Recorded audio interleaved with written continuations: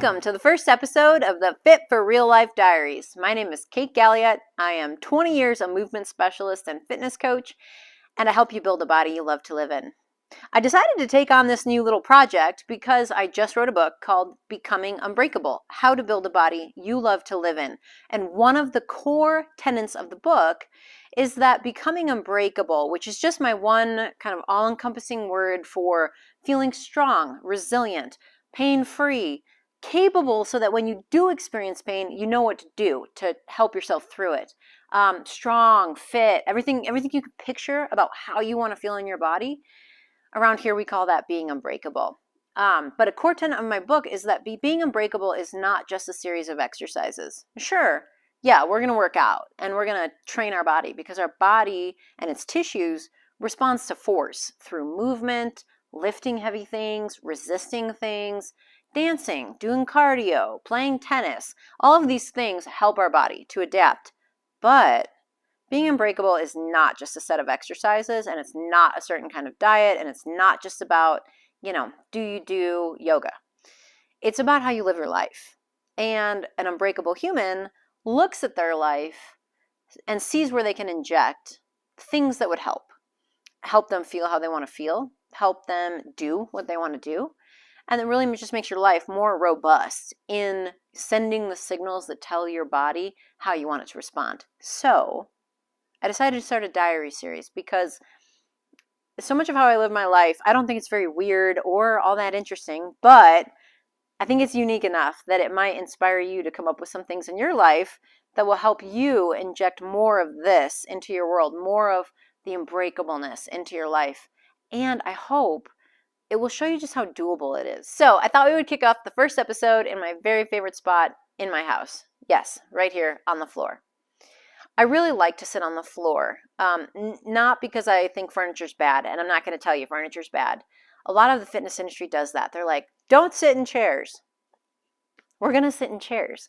But that's why I like to sit on the floor. I sit here in the morning to have coffee every day. And I sit here usually if we're going to have like an after-work cocktail, I'll say, hey, let's come sit on the floor.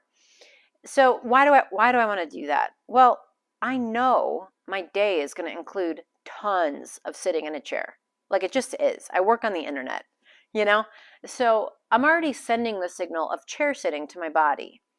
I'd like to send signals of other things to my body. So for instance, if you look at how I'm sitting right now, I'm sitting cross-legged on the floor. My knees move in a different way. My ankles move in a different way.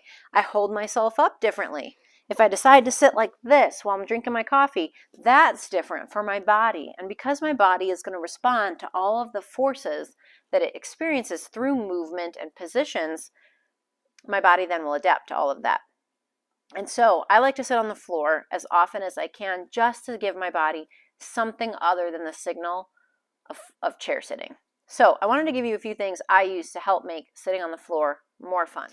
Now, first, you need something to lean against. You can lean against your couch or a coffee table or a love seat or whatever, but you're going to want something to lean against because the goal is not to be like perfect sitting, always like totally upright. No. So the goal is to make the floor more inviting so that you do want to do it more. So you're going to want something to lean against. We've got a love seat and a chair here, but we also have this bench that's under here, and I've just covered it with a series of blankets so that you can lean back against it anytime you like. Sit like this, put your legs out, do whatever. And I can vary that with times where I don't lean against it. So if you're going to sit on the floor, you definitely want something comfy. I also think you should get a lot of blankets. Thrift store them, buy some new ones, find them in your house, whatever. But blankets are helpful. Here's why. Sometimes it's cold and you want to be cozy. It's really nice to cozy up in a blanket. But also, blankets are great for bolstering you so that you can sit on the floor longer. For instance, when I put the blanket under my pelvis, it brings me up a little bit, which can make it more comfortable on my hips, my knees, my ankles, and even my back. If I'm sitting and I want to sit cross-legged, but I just really can't, I can bolster a blanket under my knee so that my knee can just rest on it at the state where it's most comfortable. So I think blankets are super critical for when you're sitting on the floor. Another thing you're going to need if you're going to sit on the floor is something to put your drink on. You're going to want a little tray because I like the fact that when we have drinks, often that's the time we could be sitting on the floor. And that's what the point of being unbreakable is, to say, okay, what's something I'm already doing? And then how can I make it more lovely for me, the unbreakable human?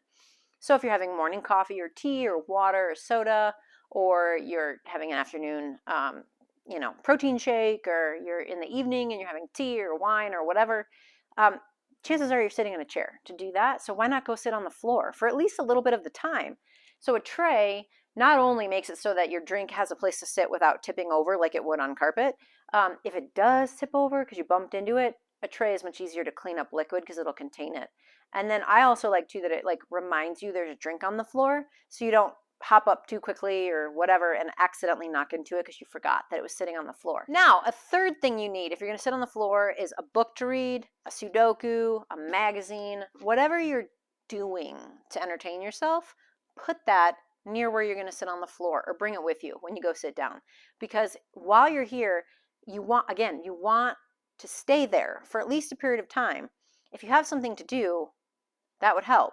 In addition, if you're like me, you want to read more books. You don't really want to be scrolling your phone all day long. So putting them near where you're going to be on the floor will help you be more likely to pick it up and read your book. Now, I know a lot of people really struggle to get down onto the floor, and I get that. It can be quite painful if you've got joints that don't feel good or you don't move very well. I have another video somewhere on my YouTube all about what to do if you can't get down on the floor. It's about sitting and different ways to sit. And I talk in there about what you're supposed to do if you can't yet get to the floor, and options you have for still doing something like sitting on the floor, but maybe not yet sitting on the floor. And that's important because if you don't get on the floor, you're not going to be able to get on the floor. That's kind of the way bodies work. They always respond to the signals they receive.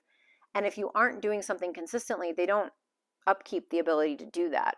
So getting on the floor will help you get on the floor more, but you might need a little help when you first get started. And you might think, well, who cares about getting on the floor? Well, as I said in that video too, there was this really interesting study a number of years ago that correlated mortality with your ability to get up and down off the floor, meaning people who could get up and down off the floor without help, like they could just get up under their own power without putting their hands on the ground or holding on to something, lived longer than people who needed help to get up and down off the floor.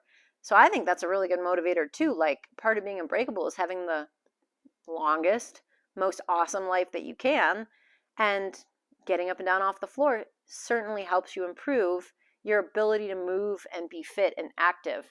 And is it a direct correlation? No, they were saying it was kind of a by proxy, like the floor getting up thing related to like overall ability to move, which relates to health and well-being and function and capacity.